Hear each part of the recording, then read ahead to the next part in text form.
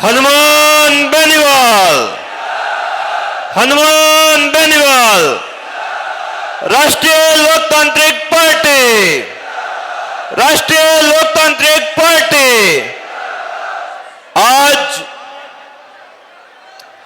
जयपुर की इस पावन धरती पर पिछले 25 दिनों से जो हमारे पार्टी के संयोजक और हम सब के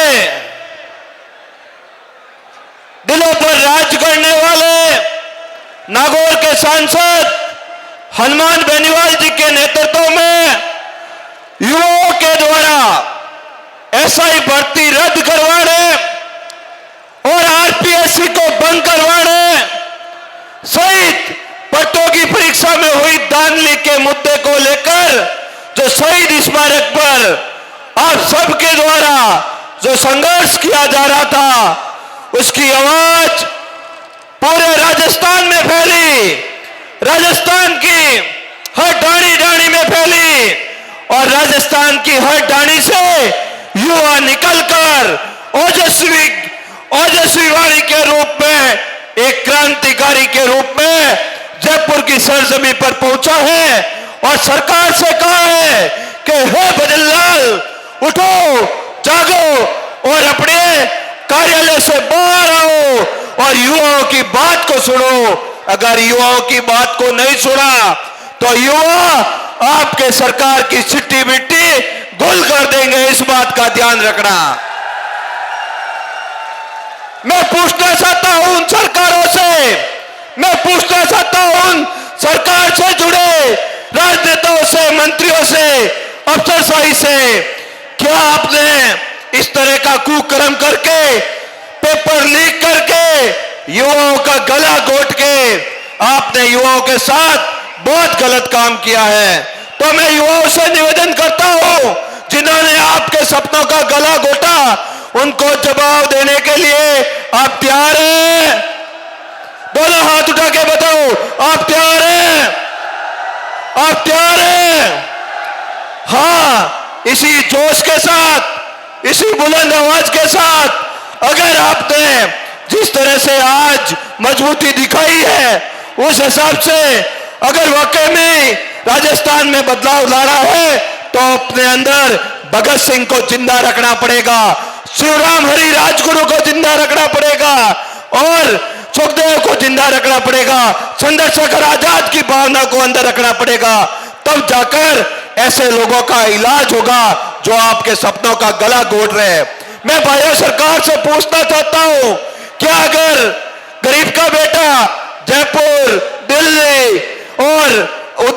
कोटा जैसे संस्थानों में अगर बड़ी उम्मीद के साथ उसके पिताजी उसे पढ़ाई करने के लिए भेजते हैं और अपने दिन रात खेत में मेहनत करके, दिन रात पसीना बहाकर वो अपने सपने को साकार करने के लिए अपने बेटे को पढ़ाते हैं, जब रिजल्ट आता है तो देखते हैं मंत्री का भाई, मंत्री का भतीजा,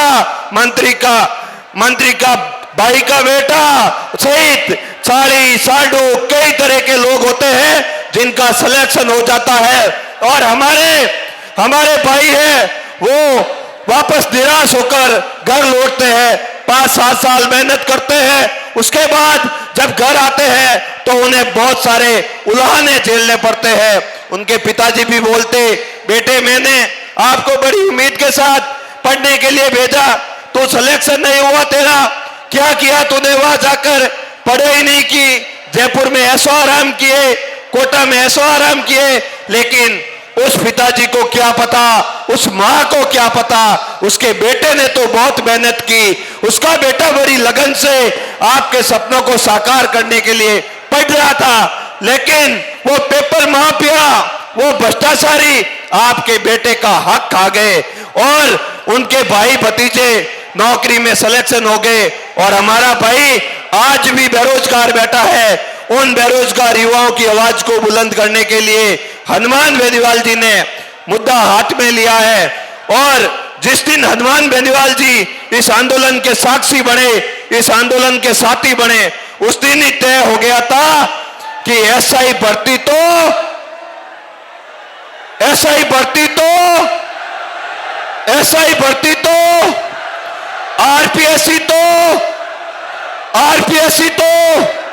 आरपीएससी भी बंद होगी,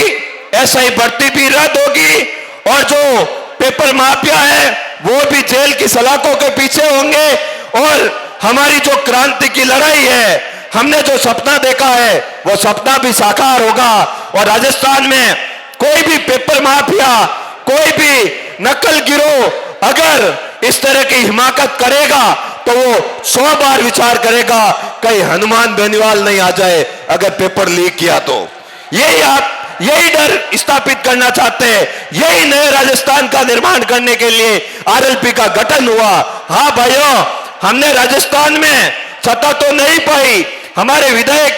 कम बढ़े, ज्यादा बढ़े, नहीं बढ़े, लेकिन यह विश्वास जरूर पाया है कि हनुमान बेनीवाल अगर आंदोलन पे बैठ गया तो समझ लो वो बात सरकार को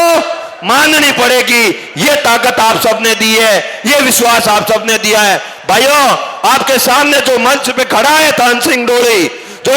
मैं भी एक किसान का बेटा हूं, मैंने भी आप सबके सहयोग से विधानसभा का चुनाव लड़ा। मैं अगर भारतीय जनता पार्टी में जाता, कांग्रेस में जाता, तो मुझे विधानसभा का चुनाव लड़ने का सपना ही रह जाता। मैं कभी विधानसभा का चुनाव नहीं लड़ सकता। मैं कहीं पे भी खड़ा होकर किसी भी दलित, मजदूर, पीड़ित की आवाज और हक की बात नहीं कर सकता। यह अधिकार हमें हनुमान बेनीवाल ने दिए हैं, राष्ट्रीय लोकतांत्रिक पार्टी ने दिए हैं। भाइयों, इस लड़के को कमजोर मत होने देना। अगर हनुमान बेनीवाल कमजोर हो गया, कोई नहीं आएगा आपकी आवाज उठाने के लिए, कोई हिम्मत नहीं करेगा, कोई मेहनत नहीं करेगा। नेताओं को पता है कि सत्ताएं तो ऐसे ही मिलती है, फिर हम मेहनत क्यों करें, सड़क पे क्यों झगड़े। हनुमान बेनीवाल सड़कों पे झगड़ा, मेहनत की।